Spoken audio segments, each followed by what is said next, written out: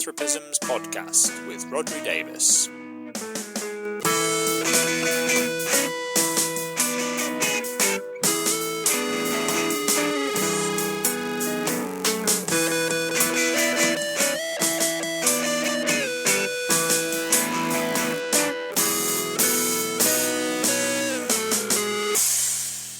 Hello, you're listening to the Philanthropisms podcast. This is the podcast where we try to put philanthropy in context. I'm your host, as ever, Rodri Davis, and this week it is actually just me for once. So for the first time in quite a while now, I'm planning on doing a deep dive into a topic, actually something that's quite timely and in the news agenda. This is partly because I'm quite keen to do these sorts of things more often, because I do like to break up the interviews with them. And also, rumours might be circulating around that it's because I actually failed to timetable an interview for this slot. That's not true. I did have one timetabled, but then we had to postpone for various reasons, so I was left with a bit of a gap. Also, just to give you yet another peek behind the wizard's curtain, this is going out at a slightly different time in terms of scheduling, so this should be dropping on the Friday before the Thursday when it would normally be available, just because I am going to be away on leave the week that this should be going out, and I don't really want to take my laptop with me and try and publish a podcast. So there you go, a bit of behind-the-scenes magic there.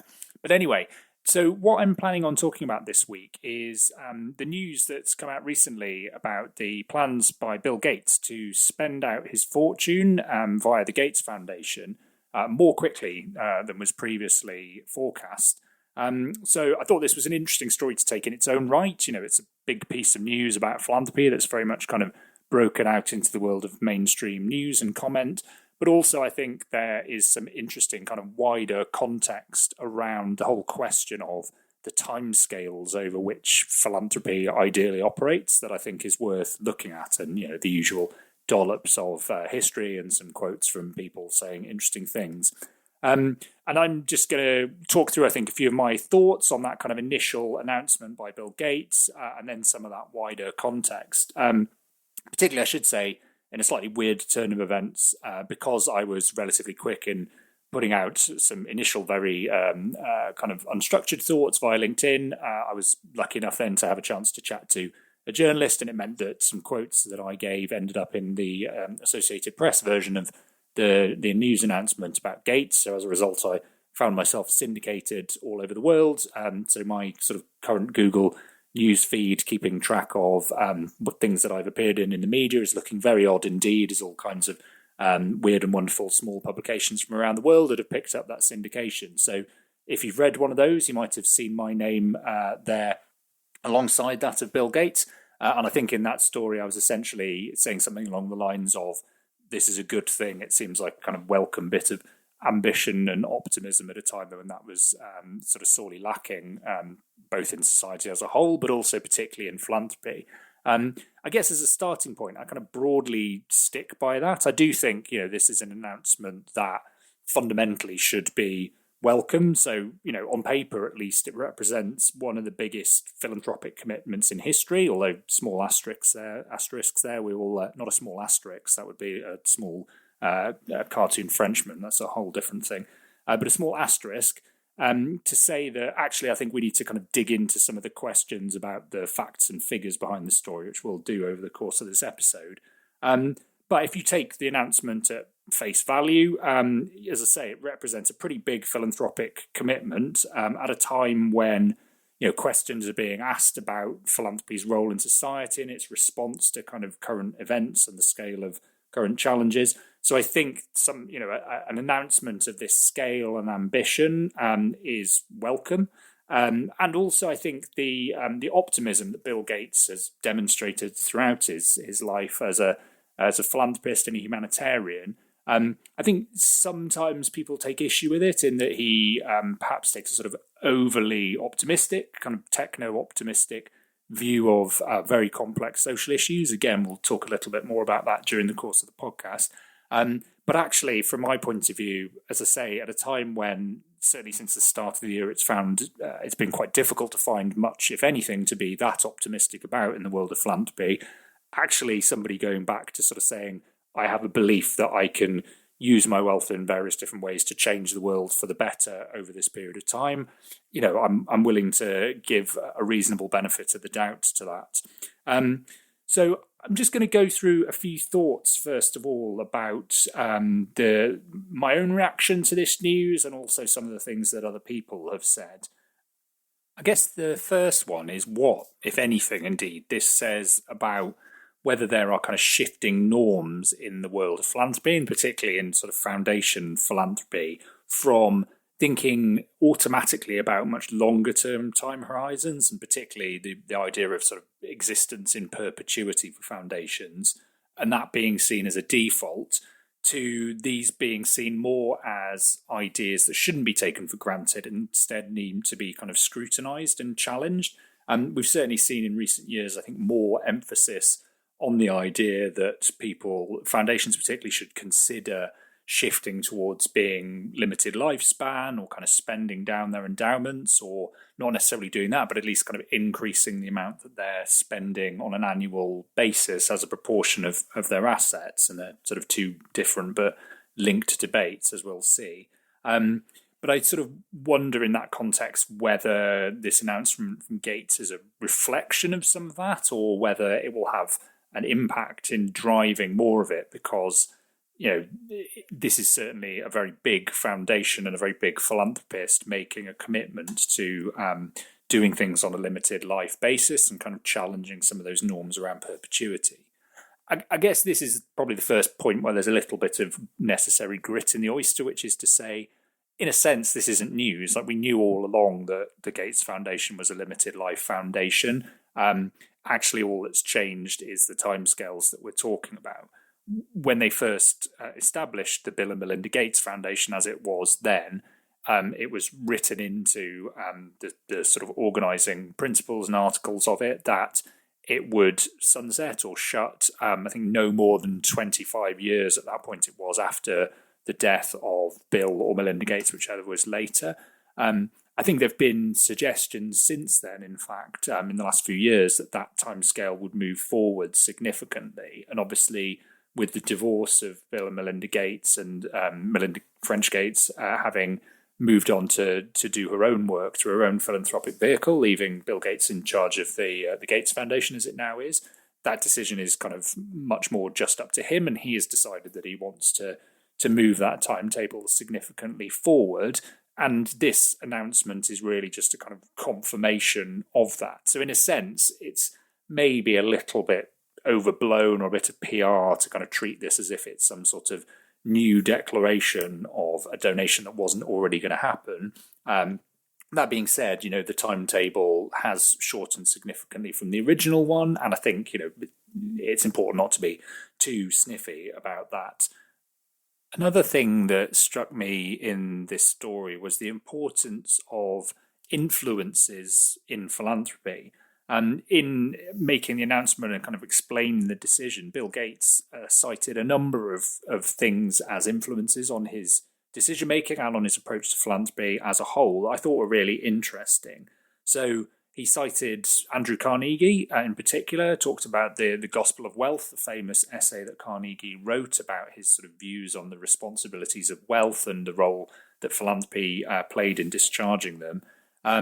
And Gates cited in particular Carnegie's famous saying that the man who dies rich dies thus disgraced, which is his kind of outlines his antipathy towards inherited wealth and his sort of belief that it was necessary for people to put their money towards public uses rather than hand it on to heirs.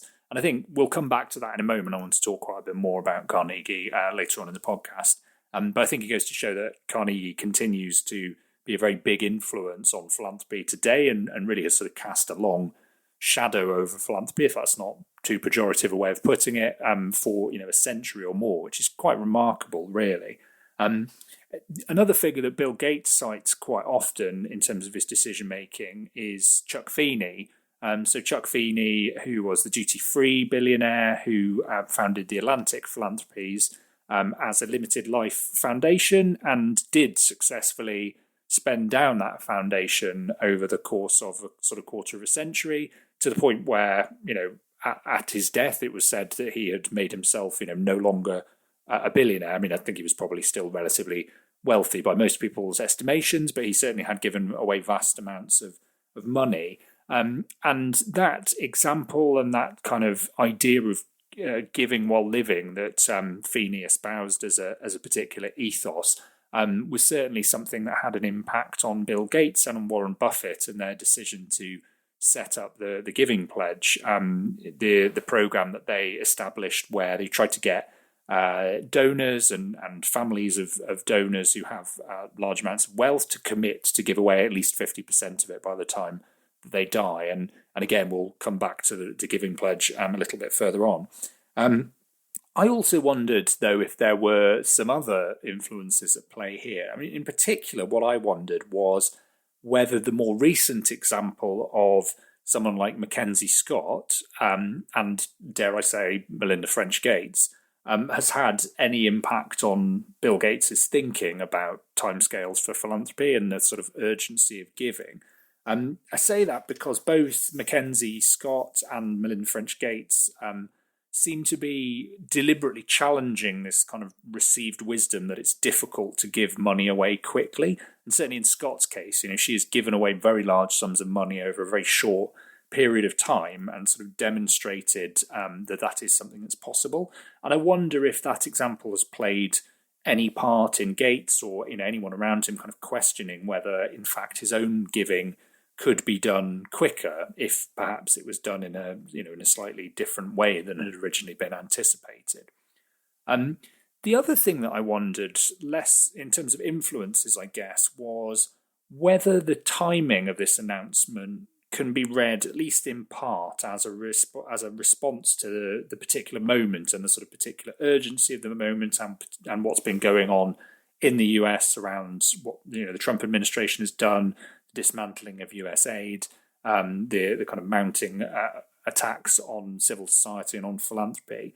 I know when you read Gates's own presentation of the decision, he frames it much more in terms of personal factors. So he talks about the fact it's his 70th birthday coming up and the fact that it would have been his father's 100th birthday and these various things. But there's a sense in which, and I don't know, I'm not Bill Gates, I have never spoken to Bill Gates, so I don't have any inside track on this. But from the outside, at least, it seems as though, the reality is this is a decision that he could have made at any time within, the last 5 or 10 years, really. So you've got to wonder whether the actions of the Trump administration and the impact that they're having on civil society has been at least something of a deciding factor in now being the moment to come out and make that decision. And if so, I guess the interesting question is this a defensive move? Is it designed to kind of shore up the Gates Foundation and to deflect potential criticism and attacks from the Trump administration? Or is it designed to sort of put them on the front foot in light of some of those attacks and to sort of set out their stall, if not directly a kind of combative move against the Trump administration, at least one to sort of show that they're not planning on being cowed by that and that they are going to continue to kind of strike their own path. So I think, that's a really interesting set of questions. I guess coming back to that idea of influences as well, it's not just the influences on Bill Gates in terms of the decision that he makes, but also what kind of influence will he have on others as a result of having made this decision. Particularly, I was thinking here again about the Giving Pledge, which has been around for the best part of a decade now, I think. Slightly longer, actually. I think it was about 2013 or so. I haven't checked my facts on that, so don't email me. But I guess there have been, certainly in recent years, some growing criticisms or kind of quibbles about the Giving Pledge that even if it is well-intentioned and a good idea in theory, it perhaps hasn't lived up to its potential particularly because it hasn't really held people who make the pledges accountable for actually kind of following through on them or doing them. So there's no accountability mechanism, as I say, and no real sort of way of measuring whether people are doing what they're doing. And so the critics would say people get the benefit from writing a letter to set out their plans to do all of this great philanthropy and obviously get the kind of reputational benefit of that. but then don't actually necessarily have to particularly follow through on it. And I think, nobody could question the fact that Bill Gates himself has always set an example. I don't think you could turn around and say he was a hypocrite in having set up the Giving Pledge, because he's always kind of walked the walk as well as talked the talk. But I wonder if part of what he's doing now is that he's setting an even stronger example in terms of putting his money where his mouth is and spending down quicker. And I wonder if that will inspire other Giving Pledge signatories, or indeed, other philanthropists more broadly, to do something similar. I know it's something that Gates, again, has talked about, both in the sort of the essay that he wrote himself on his website to explain this and in an interview in the New York Times. But in both cases, it was more the sense that he kind of hoped that other wealthy people might follow suit and kind of engage more in philanthropy and do it bigger and faster. But I wonder if there's any thinking as well in terms of more proactive steps that Gates is planning on taking to encourage generosity and to get others involved in philanthropy.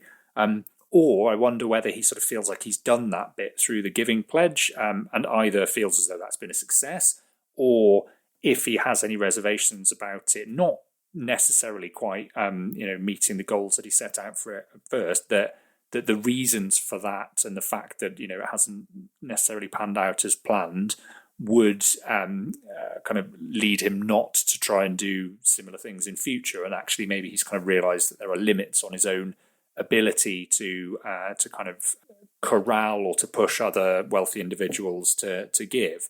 And I wonder if that's true, and if so, is it that there's something fundamental about that kind of pledge philanthropy model? Or is it that, there's something specific about Gates himself and the fact that he has such a high profile that actually kind of is almost counterproductive, in that people look at Gates and say, well, I can't do what Bill Gates does, and I could never do things at that kind of level of scale and commitment, so this probably isn't for me?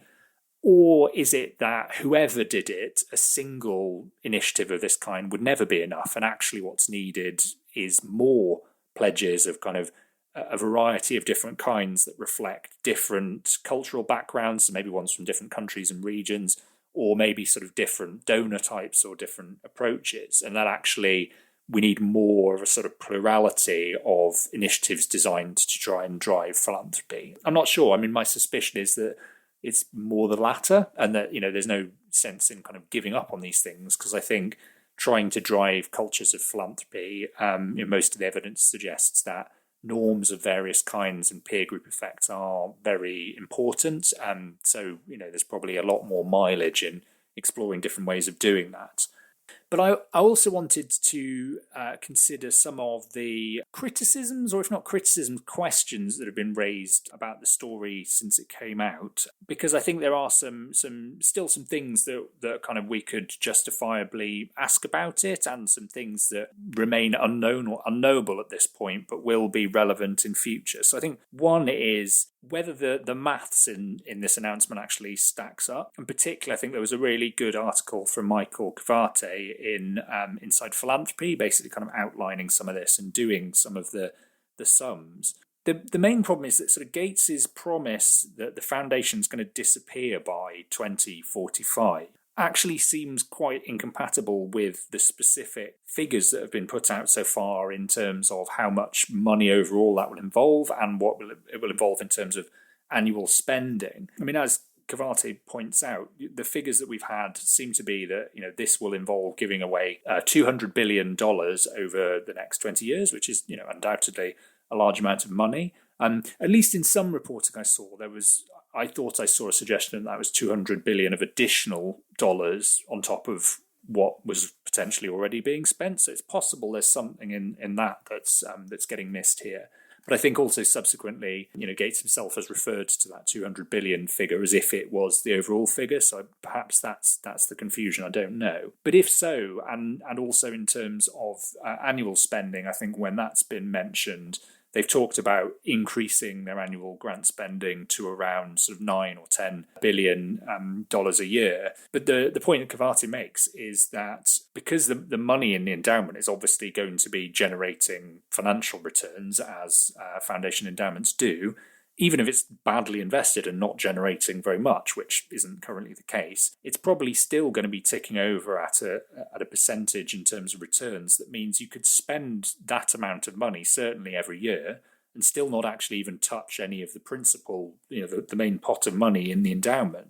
So I guess there's an interesting question about what's going on here. I mean, is Gates and are the Gates Foundation just being kind of over-cautious in terms of how they're presenting this, and they don't want to kind of over-claim, so actually they're erring very, very much on the side of caution? Do they just have their sums wrong somewhere? I mean, I find that unlikely. There's lots of very smart people involved, Bill Gates himself being one of them, but also many people who work at the Gates Foundation. So I think it's unlikely that they've just made a weird error and couldn't calculate the amounts that would be required to make this plan work.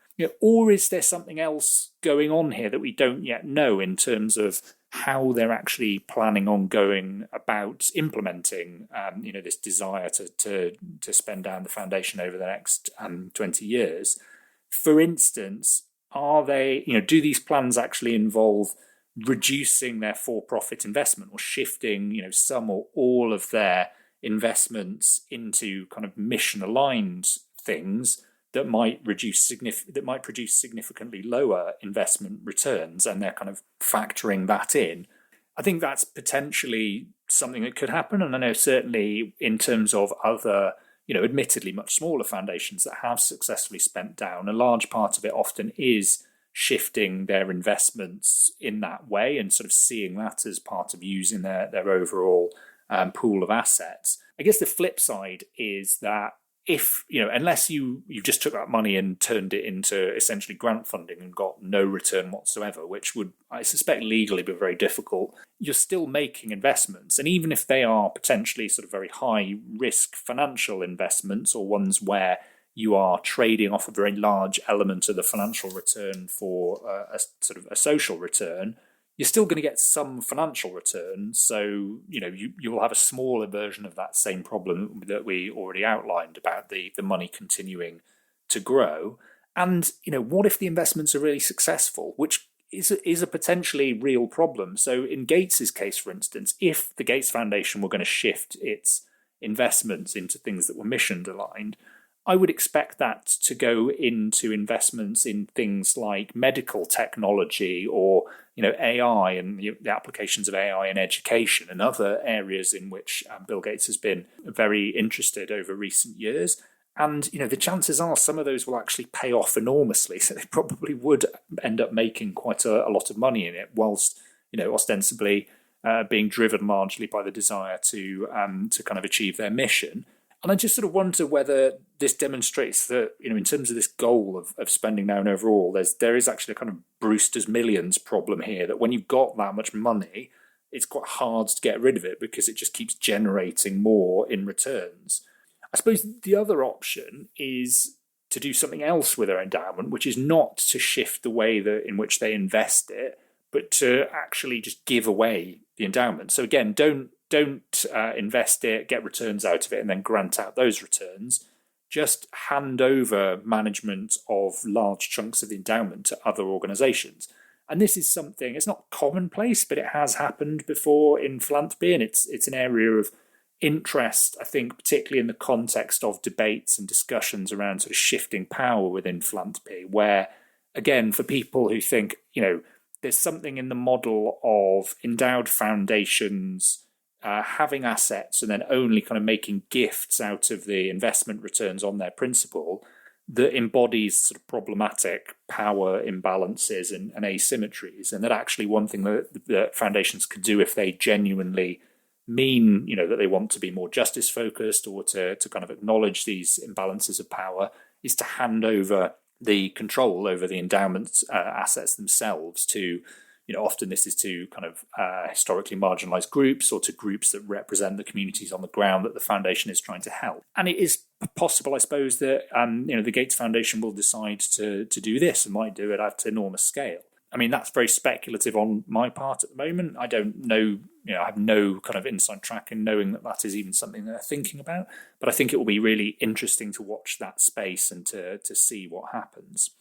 Just in terms of a couple of other thoughts on the announcement, one is that I thought it was interesting that Gates's framing of why he'd taken the decision was still very much in terms of the idea of solving problems. And I wonder if, there's always a sense in which that is ambitious, and that's maybe a good thing. But there's also the flip side, which is that it can seem kind of hubristic and give the idea that the goal of philanthropy is to solve very complex, social problems. And the danger is that kind of oversimplifies them and reduces them down to things that can be easily solved by particular interventions or by particular kind of, technological tools, for instance. I think there's a really great quote that I like to come back to from an Anglican newspaper called The Guardian, not that Guardian, but a different, from 1891, writing about this, where it says, "It cannot be too strongly asserted that there is no heroic solution of the social problem in any degree possible. Indeed, the very expression social problem, where it's not merely rhetorical, is to be deprecated, for it encourages in the public mind that radical misconception of the subject matter of religion and philanthropy, which thinks of it, speaks of it, and proposes to deal with it as something simple, measurable, and defined, a rotten limb which may be amputated, not a subtle poison diffused through the whole body. There is no social problem, but there is an infinitely complex network of social relationships existing under abnormal and perplexing conditions, and deriving from them elements of special danger and difficulty. Heroic remedies ignore the character of the disease which they pretend to cure. They are naturally confined to social quacks, whose ignorance may be honest, but is always profound, and whose confidence is invariably absolute. Any scheme or project which proposes a solution of the entire social problem is self-condemned."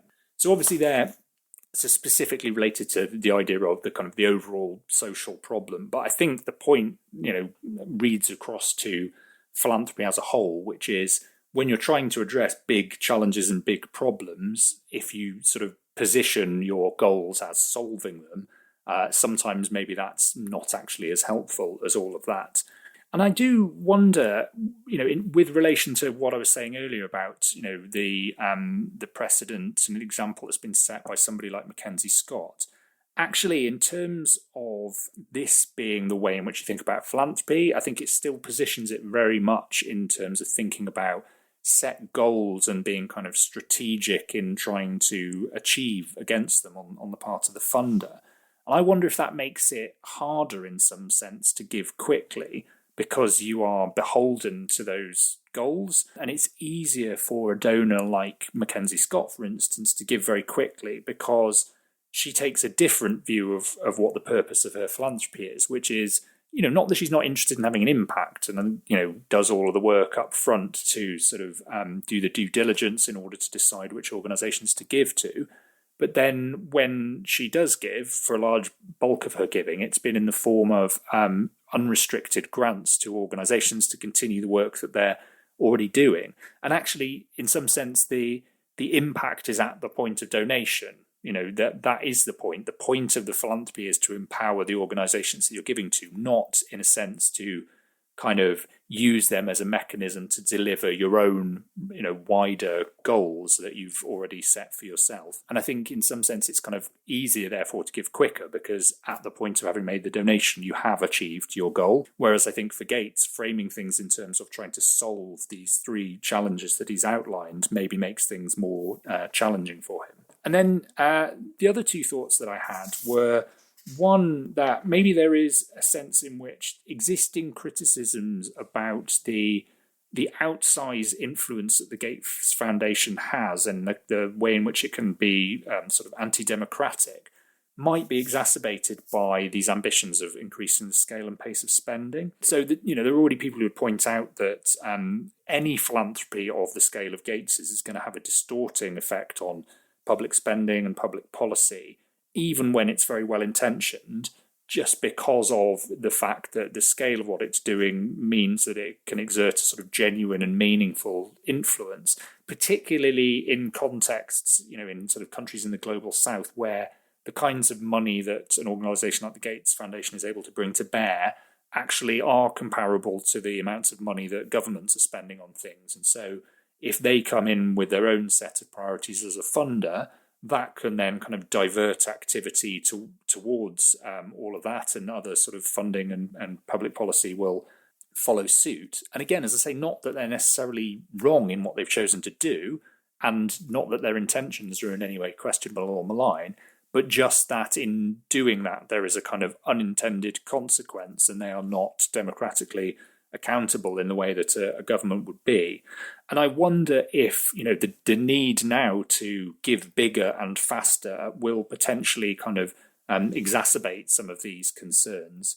I also wonder, just additional to that, whether if, as we've said, if the pace of that spending dictates that it's necessary to use approaches beyond grant giving, so whether that's for-profit investment of some kind or investing in startup businesses increasingly, whether that will also exacerbate another tendency, which is to sort of put emphasis on technological or commercial solutions in fields like climate or in healthcare, which is another thing that some have been critical of Gates for over the years. And, I think it's very noticeable these days that Gates talks a lot about the potential of AI as a solution in fields such as education. So I would expect him to be investing quite heavily in that as an area. And that is certainly something that many would view critically. And then the final thought just on the announcement, before we go into some of the kind of historical background, is I think there's something about how you plan for your own demise as a foundation and what responsibility you bear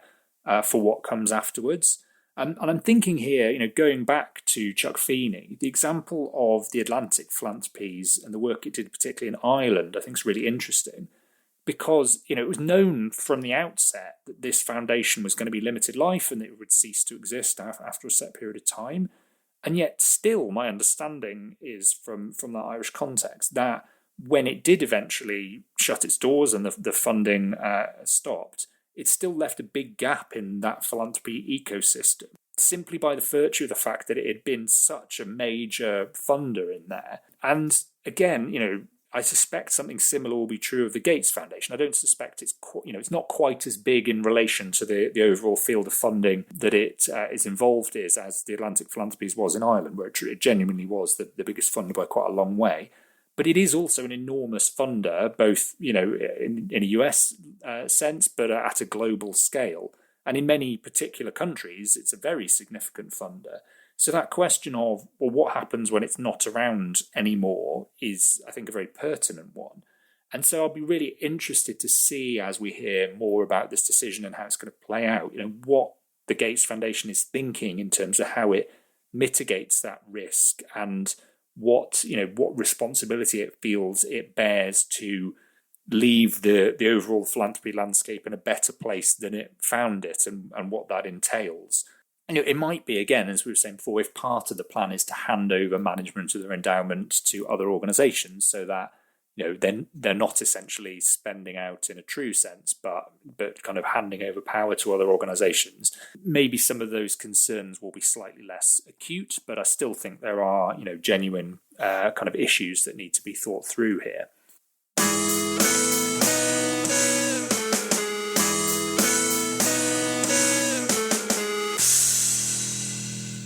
Okay, so in this section, I want to step back a little bit, or maybe outwards, and take a bit of a look at the wider question of timescales in philanthropy and how some of the questions and the issues thrown up by this recent announcement from Bill Gates relate to kind of the history of philanthropy and some of the other perspectives on it. So I guess the first question is, we've sort of said already that perhaps there has been this norm of longevity or even kind of perpetuity, particularly in foundation philanthropy. And, why is that?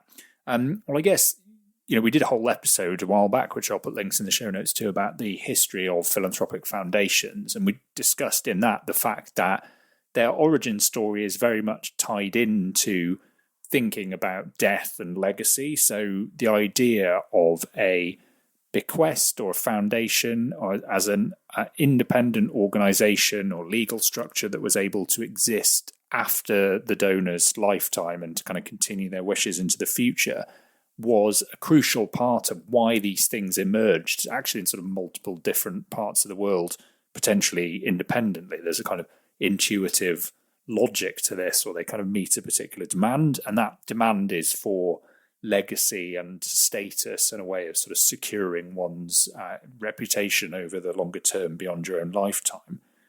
So foundations are kind of inherently linked to bequests or gifts on death, and really to the idea of perpetuity. There's also an element here that is about shifts in religious teaching or the relationship of religious teaching to charity and thinking about philanthropy. So in very, very broad brush terms, so the focus certainly within Christianity in the medieval period amongst Catholics was on the idea of charity as a means to secure the donor's immortal soul and thereby kind of ensure their passage to heaven. So it made quite a lot of sense to start thinking about it, or to, the mind was very much focused at the point at which you were to die, and that wasn't too late as long as you kind of left a big bequest when you died. That would be seen as sufficient. Also, more practically, or even more cynically, most of those bequests at that point ended up with the church one way or another. So you might well think that they had a preference for handily dead donors rather than irritatingly live ones. And then we have the Reformation, and the impact of the Reformation on philanthropy is complicated and relatively contested. But certainly one thing that is clear is that there was a longer-term shift that was started by the emergence of Protestantism towards the idea that charity was a means of doing good in the world during your lifetime, and that you should do acts of philanthropy in your lifetime in order to serve God, rather than just focusing on doing them at death. So there was more focus as a result on the idea that giving whilst living was something desirable. So, for instance, in the late 1600s, you've got the Puritan preacher Thomas Gattaker saying, "Good done at our end is like a lantern born after us, that directeth them that come after us, but afford us little light, whereas the good done in our lifetime is like a light born before us, that both benefit them and us also alike." Now, we obviously shouldn't pretend that everybody suddenly started giving whilst still alive, because that very much wasn't the case. Bequests remained a very big part of philanthropy even after the Reformation, and they still do today. It's also worth saying that there's been some suggestions sort of in the write-ups of this that the idea of foundation perpetuity is something that kind of emerged with the birth of modern philanthropy in the late 19th, early 20th century in the US, which is a very US-centric view of philanthropy. And I hope, as I've conveyed there, it's not actually true. The idea of kind of perpetual endowments pre-exists that US history by quite a long way. I guess what is worth saying is that at the point at which the great big foundations of the sort of early 20th century were created in the US, they were unprecedented in the sense that these kind of huge general purpose foundations with perpetual lives were not something that had been seen before in the UK or Europe. And actually, they kind of came out of nowhere. Again, we talked about this on the episode about foundations. But, up till that point, it hadn't been possible to create these sort of trust-like structures because there'd been, for various reasons, a lot of resistance to it in the US. And yet, for some reason, suddenly they managed to create these. I mean, make that sound easier than it was. They had to fight very hard to get the Rockefeller Foundation created, and there was a lot of resistance to it. But once that resistance had been overcome and the precedent had been set, all of a sudden this new template for philanthropy, huge scale general purpose foundations had been established, and it has remained kind of the template ever since that. But because this idea of perpetuity has been around for a lot longer than that, also concerns about it and arguments against it have been around for a lot longer than that as well. And I think it's kind of interesting to think about some of that history.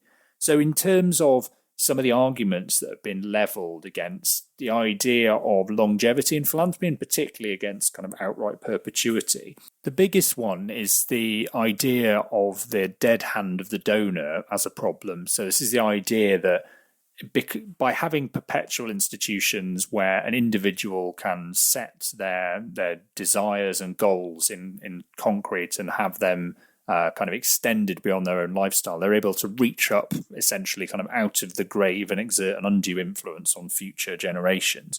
And this is an idea that's been around for quite a long time. So perhaps the earliest clear version of it's in the late 18th century, when the French economist and writer Anne Robert Jacques Turgot, he wrote an essay called Fondation, and he said, "Public utility is the supreme law. It must not be tempered by a superstitious respect for the so-called intentions of the founders, as if individuals, ignorant and limited as they are, have the right to subject unborn generations to their caprice.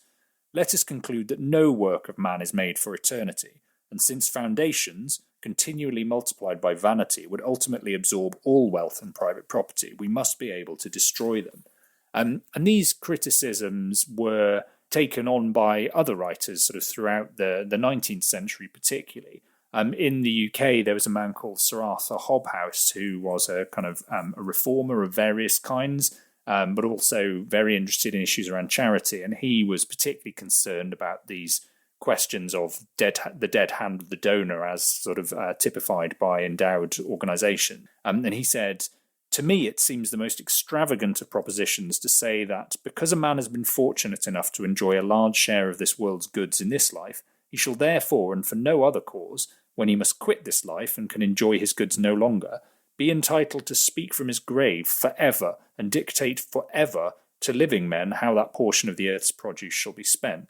Now, in particular, Hobhouse's ire was kind of sparked by a problem in London in the mid-19th century, where all of these little sort of parochial trusts that had been established, so by donors on their deathbed setting up endowed trusts with, in many cases, very sort of narrow and specific criteria for what they were supposed to do and how, it had got to the point where many of those trusts were so narrow and so specific in focus that it wasn't possible to spend the money anymore. And so there was kind of all of this money tied up in these little pools of kind of endowments that could no longer essentially be put to any use. And Hobhouse and other reformers thought this was outrageous. So he kind of campaigned very hard against this and eventually was successful. And this is part of the creation story of the Charity Commission in the UK, which was sort of given new powers in order to crack open some of those parochial trusts and to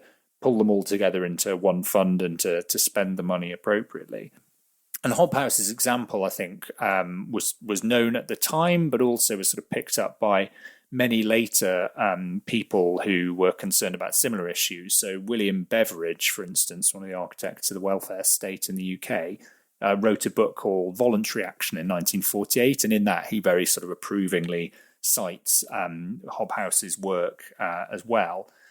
It's also interesting to note that the history of community foundations was influenced by similar thinking. So Frederick Goff, who established the Cleveland Fund, which is generally agreed to be the earliest community foundation, the sort of template, he was writing in 1922, or it's a speech he gave, I think, that was then written up, but it's entitled The Dead Hand, and he opens by saying, "Community foundations aim to provide a flexible plan for administering charitable trusts. They are designed to lessen the evil of the dead hand by making property dedicated to a specific charitable purpose available for other uses when the one designated by the donor becomes harmful or obsolete." And also there were examples where concerns about the dead hand of the donor were very clearly levelled at some of the sort of famous names of philanthropy as well. So there's a 1910 news article I came across, for instance, which is talking about the proposals for this new Rockefeller Foundation, which at that time they were still trying to get approved and couldn't. And this article says, imagine the proposed Rockefeller Foundation solidly buttressed by $300 million, only the income of which could be used. dominating in this style the numerous beneficiaries of its benevolence during the next 500 years. Can we doubt that such a domination would be exercised? If we do, then we are childlike indeed. The power of the purse, let us not underestimate it. Just as the enormous influence of the monasteries in the Middle Ages was based largely upon inalienable property and its usufruct, so these private incorporated foundations, living forever, would attain an influence anti-social and anti-democratic to an extraordinary degree, which, is quite prescient, I'd say, in terms of subsequent criticisms of foundations and perpetuity in particular. It should be said that even sort of relatively soon after this template was established in the US, there were there were certainly some donors who were quite clear that they didn't believe in perpetuity. So Julius Rosenwald, for instance, the Jewish donor who was the CEO of Sears and Roebuck and a really fascinating philanthropist, he wrote an essay called Principles of Public Giving. And in that he says, I'm certain that those who seek by perpetuities to create for themselves a kind of immortality on earth will fail, if only because no institution and no foundation can live forever. If some men are remembered years and centuries after the death of the last of their contemporaries, it is not because of endowments they created. The names of Harvard, Yale, Bodley, and Smithson, to be sure, are still on men's lips, but the names are now not of those men, but of institutions.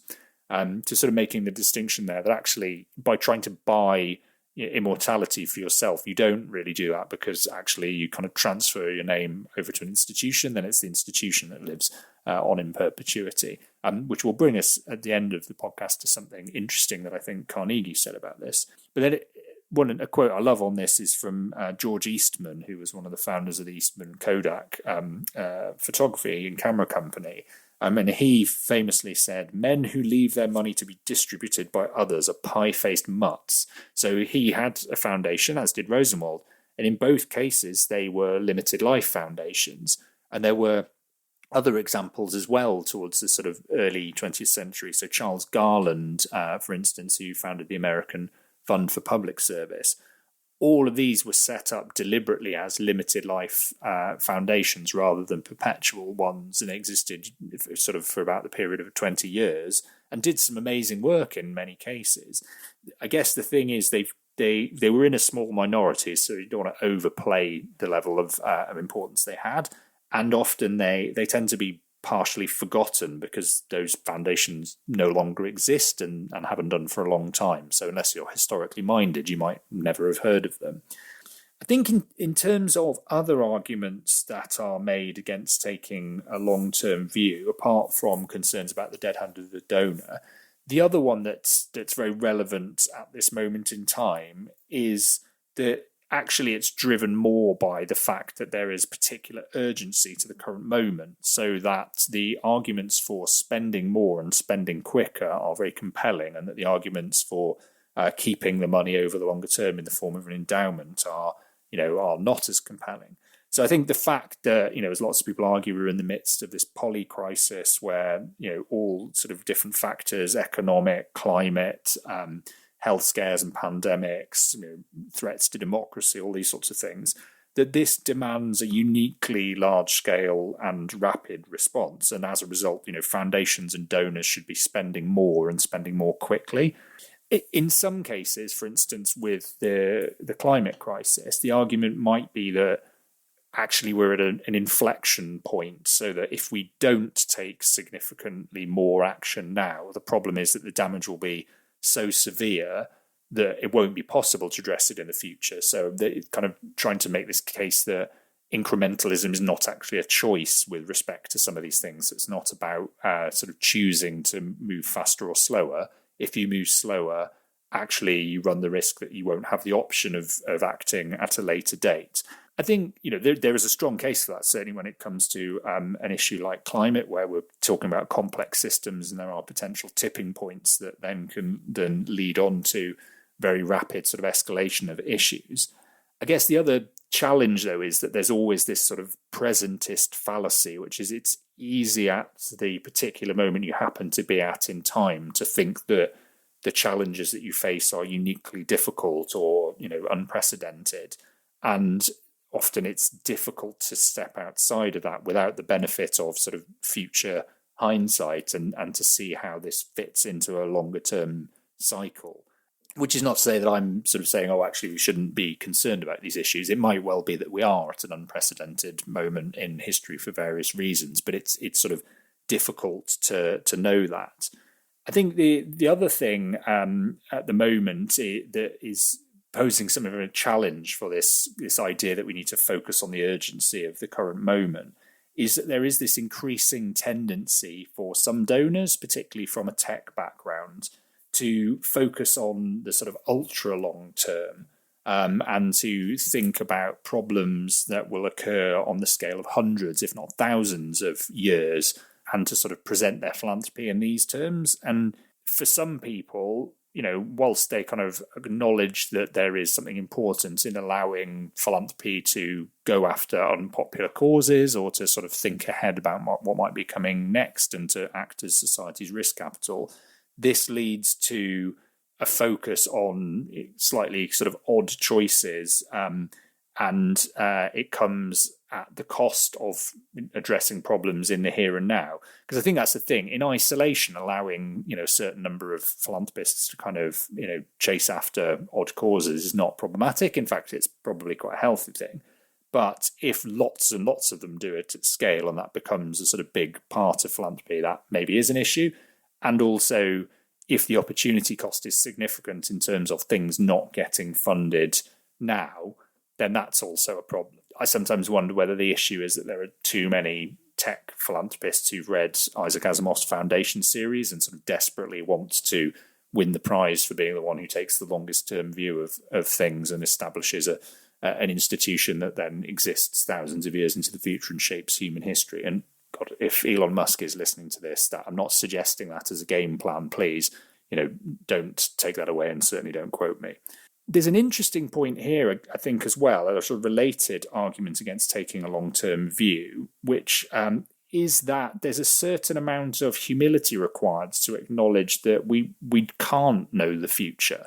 And I think Andrew Carnegie's really interesting on this because he wrote an essay called The Problems of Today, in which he says, our duty of today is with today's problems. We have nothing to do with those of the distant future. We cannot legislate wisely for posterity.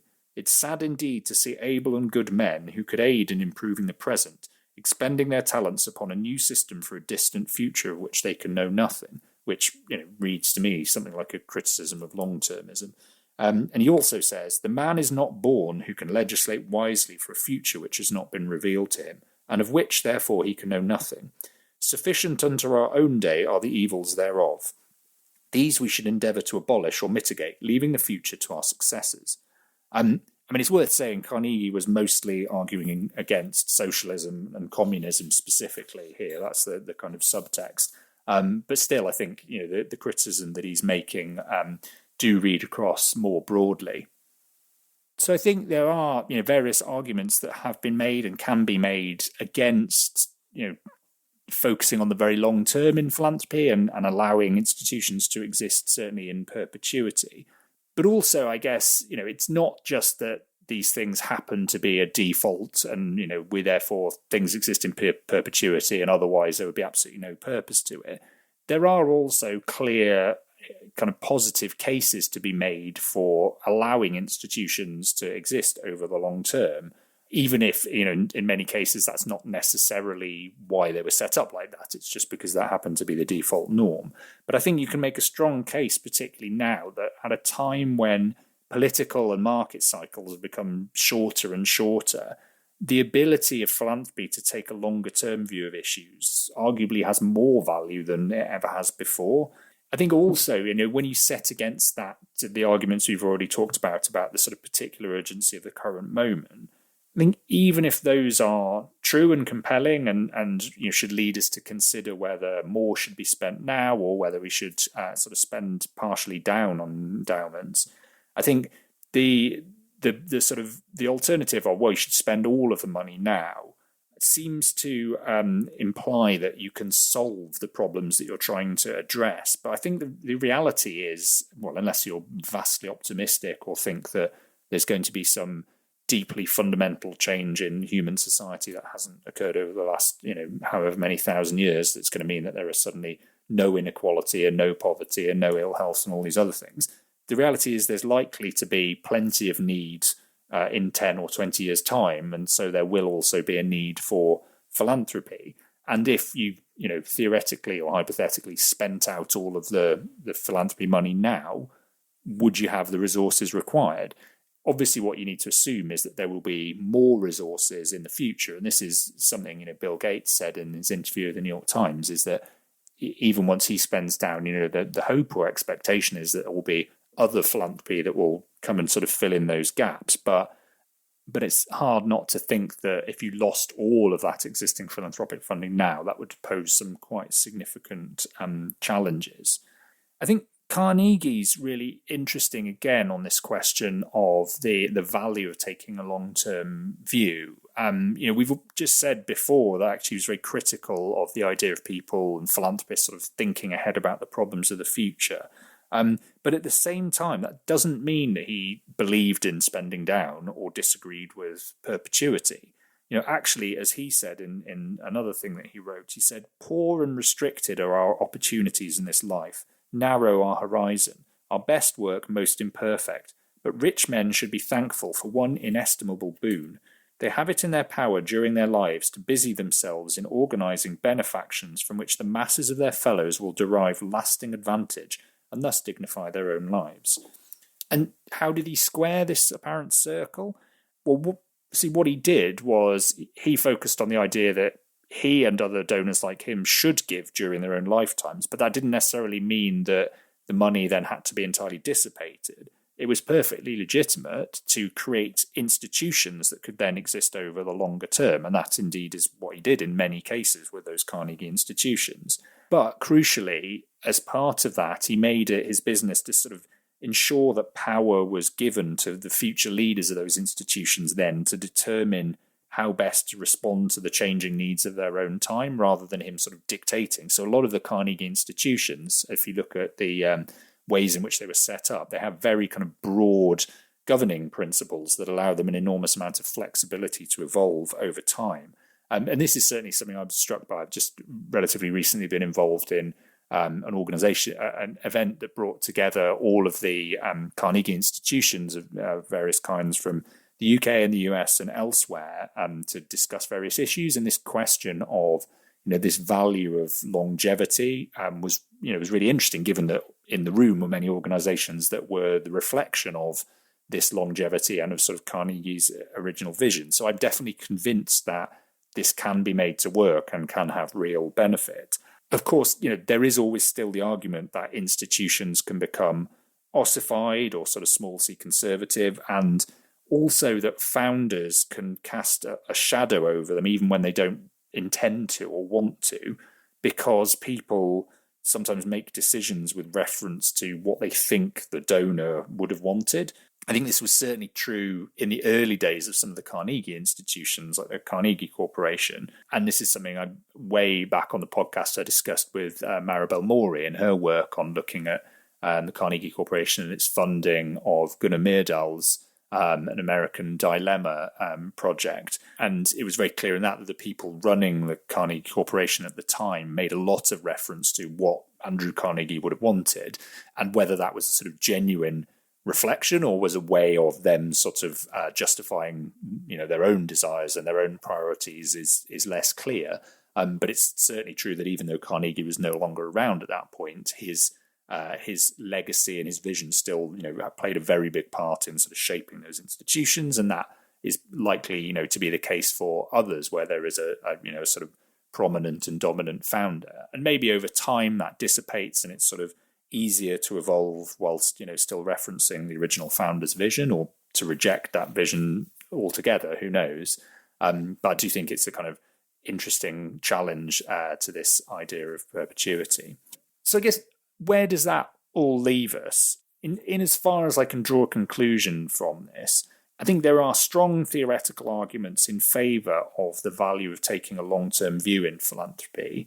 But there's also, I think, a clear danger that those kinds of theoretical arguments can become an excuse for just not spending very much and maintaining an endowment for its own sake. And I think it's also very hard to say with any certainty from within the present moment where the difference lies between a sort of sensible long-term vision that will pay off in the future and what's just foot dragging. So if you are taking a more incremental approach, if that pays off because you actually do stuff over sort of 20, 30, 40 years, obviously we won't know that until 20, 30, 40 years' time. And it might turn out that actually it has very little impact and you were just doing things unnecessarily slowly and you would have been better off spending that money much quicker or straight away at the beginning. But it's, again, without the benefit of hindsight, it's difficult sometimes to know these things. You know, the flip side is that clearly there is an argument or a series of arguments for spending more and more quickly in response to the particular challenges we face at the moment. And it certainly seems in the US at the moment that a number of foundations have accepted those arguments, because there certainly do seem to be quite a few that are increasing their spending in response to the challenges that have been created by the attacks from the Trump administration and the withdrawal of government funding. And even before that, I think organizations that for sort of wider reasons of concerns about justice and inequality and structural problems within society had decided either to spend more or to take a decision to spend down. I think it's worth saying on those two, spend more, spend down, sometimes those arguments about spending down are conflated with ones about just sort of payout rates and spending more. And I do think whilst they sit on a spectrum, it's important to not assume that they're the same thing, because it's perfectly possible for foundations to spend more, probably quite a lot more each year, without necessarily assuming that they should spend themselves out of existence. So I think this question of the legitimacy of perpetual endowments needs to be slightly separated from the question of payout rates, even though they are clearly related.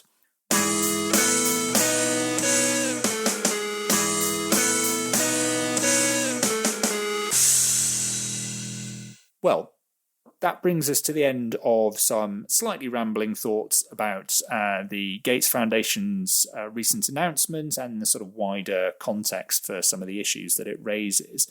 I'll put links in the show notes to places where you can read plenty more about that. If you're interested more broadly in issues around philanthropy and civil society, check out the website at whyphilanthropymatters.com. If you want to follow me, you can do that on social media, not obviously in the street and don't come to my home, but on social media, you can find me on LinkedIn or you can find me on Blue Sky. If you've got ideas for topics we could cover on the podcast or people I could interview in future, drop me a line. My contact details are there at Why Philanthropy Matters. Other than that, just follow the podcast, leave us a nice review wherever you get your podcasts from, because that will certainly help bump us up the rankings. And in real life, if you know people that you think would appreciate the podcast, do share it with them, tell them about it, because word of mouth goes a long way, I think. And I will see you next time. Bye!